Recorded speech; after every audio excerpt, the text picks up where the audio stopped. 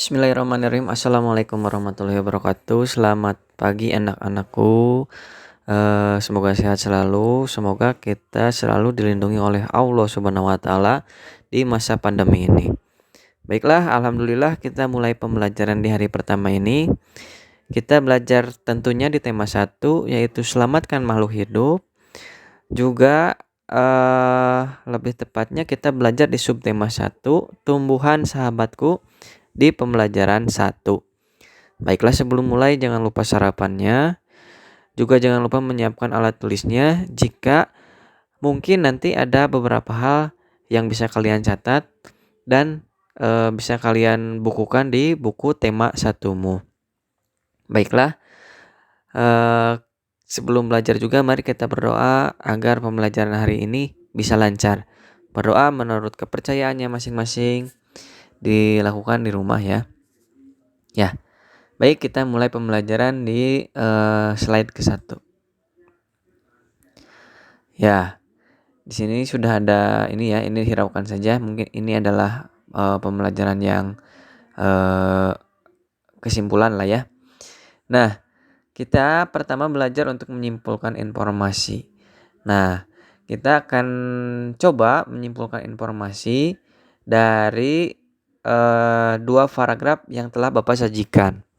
Nah, pertama, untuk menyimpulkan informasi dari suatu teks, kalian harus mengetahui dan memahami dulu apa itu paragraf, apa itu kalimat utama, dan apa itu ide pokok dan kesimpulan dari semuanya itu apa. Nah, itu yang harus kalian ketahui dulu. Nah, tapi kalian untuk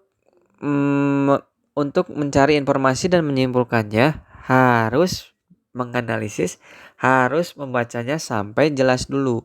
Nah, sekarang kita mulai ya. Pertama, kalian perhatikan pointer yang berputar ini yang di layar ya. Di sini ada tanda panah. Nah, ini akan menunjukkan pada kalian apa itu ide pokok, paragraf dan sebagainya.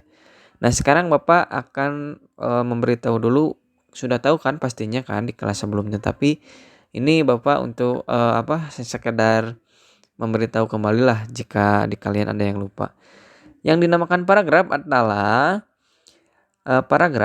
suatu kalimat yang dimulai suatu kalimat atau kumpulan beberapa kalimat yang awalnya itu dimulai dari kalimat yang menjorok dulu ke dalam. Nah, ini menjorok dulu. Setelah itu berakhir dengan beberapa kalimat yang diakhiri dengan titik. Dan setelah titik ada kalimat yang menjorok lagi. Berarti yang dinamakan dengan paragraf itu dari kalimat yang menjorok pertama sampai ke titik. Dan penandanya untuk itu akhir dari kalimat dari paragraf 1 di kalimat selanjutnya ada yang menjorok lagi. Berarti di sini ini adalah paragraf 1. Nah, itu adalah paragraf. Lalu kalimat utama. Kalimat utama itu biasanya ada di awal kalimat atau akhir. Nah, kalimat utama itu menandakan suatu informasi awal untuk menjelaskan kalimat penjelas lainnya. Misalkan di sini, seorang petani jagung memulai pembiakan tanamannya dengan menanam biji jagung. Nah, bagaimana kita tahu kalau ini kalimat utama? Ini kita tahu bahwa ini kalimat utama karena kalimat selanjutnya adalah kalimat yang menjelaskan dari kalimat pertama ini. Misalkan ini ya. Setelah 3-4 hari bakal tanaman akan muncul dari permukaan. Nah, ini penjelasan ini bakal tanaman yang 3-4 hari muncul itu apa yang muncul? Itu adalah biji jagung asalnya kan? Nah, berarti kalimat kedua, ketiga dan keempat itu adalah kalimat penjelas. Ini tidak usah dibaca lagi karena kita sudah mendapatkan kalimat utamanya.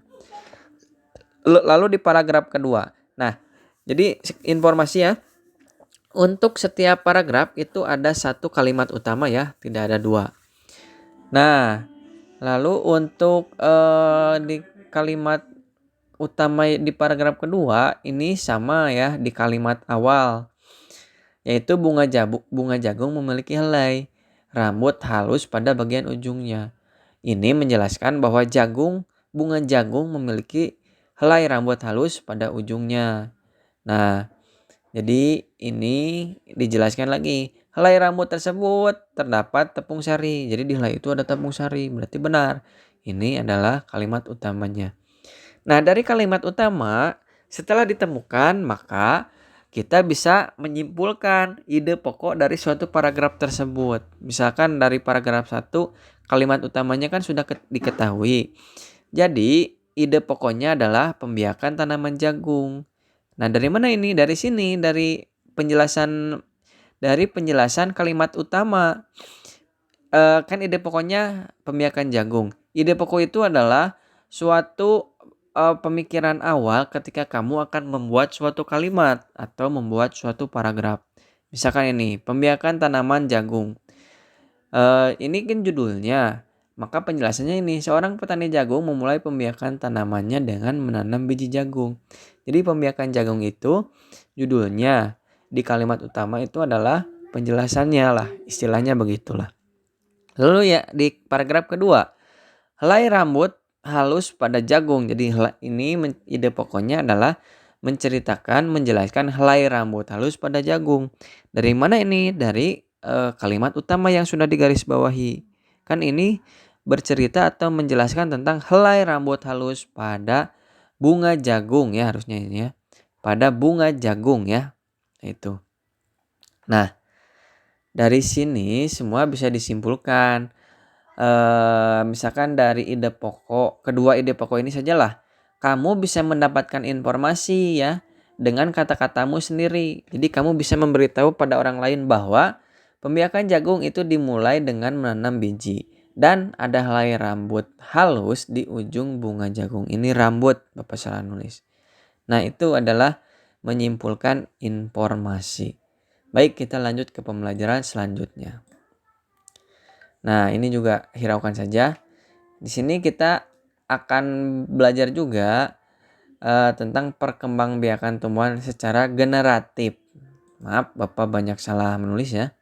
Nah, kalian untuk mengetahui perkembangbiakan tumbuhan secara generatif harus mengetahui dulu bagian-bagian pada bunga.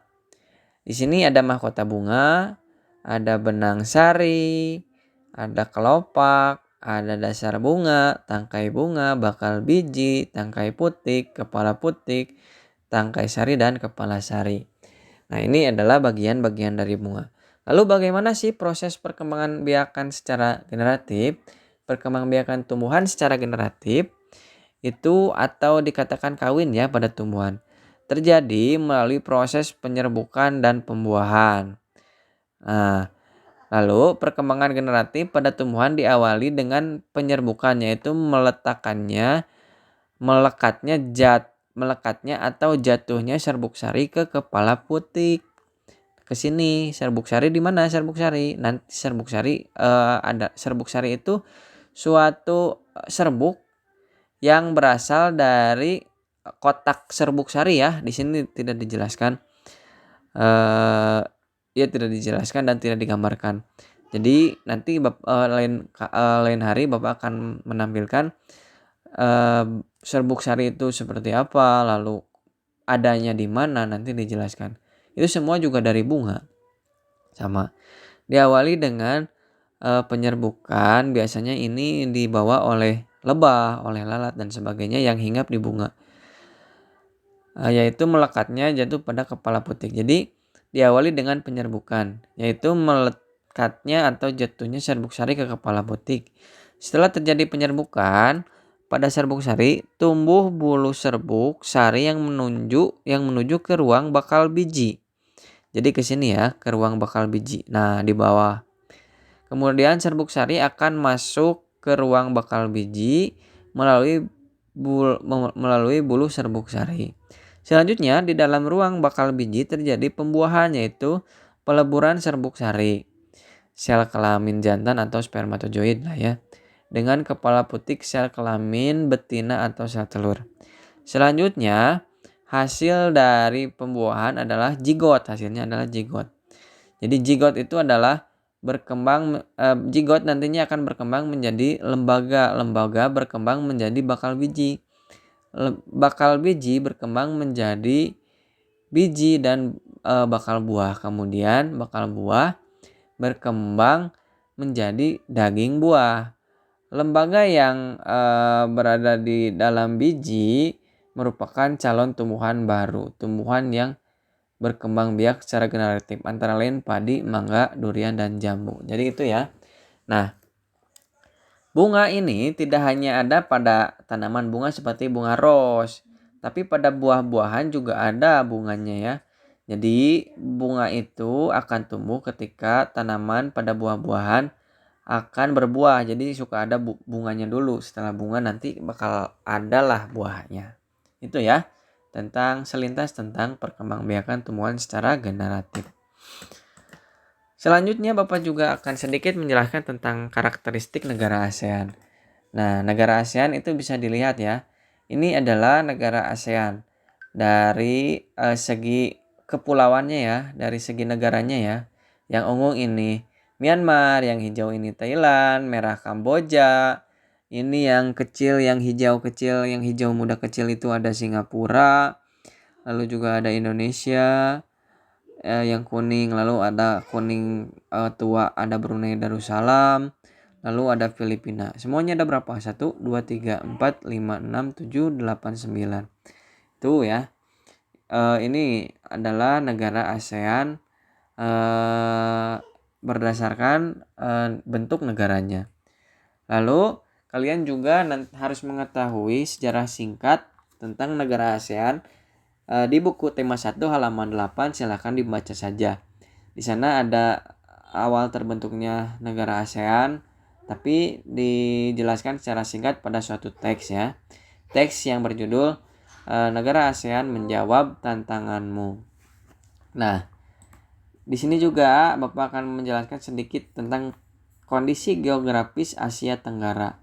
Letak geografis Asia Tenggara berada di antara 3 perairan, yaitu Samudra Hindia dan Teluk Benggala bagian barat. Lalu juga di Laut Cina Selatan di utara, Laut Cina Selatan di utara, dan Samudra Pasifik. Itu adalah kondisi geografis Asia Tenggara. Nah, di sini juga wilayah Asia Tenggara dibagi menjadi 2 daratan, yaitu daratan berbentuk semenanjung. Wilayah berbentuk semenanjung itu ada Myanmar, Thailand, Laos, Kamboja, Vietnam, dan Malaysia. Lalu ada daratan itu ada Filipina, Indonesia, wilayah Malaysia bagian timur, Singapura, dan Brunei Darussalam. Itu adalah wilayah yang dibagi menjadi 2 daratan ya. Ada daratan semenanjung dan gugusan kepulauan.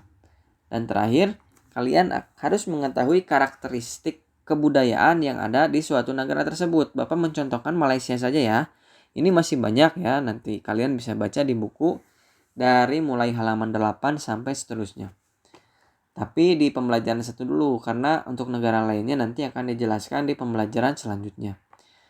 Nah, misalkan ini ya, di Malaysia terkenal kekhasannya itu patung Dewa Murangga ya.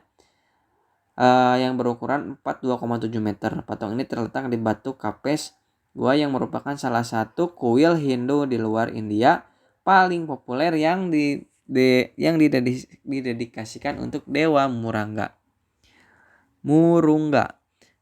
Malaysia memiliki kota bernama Georgetown, yaitu kota yang terdaftar di UNESCO World Heritage.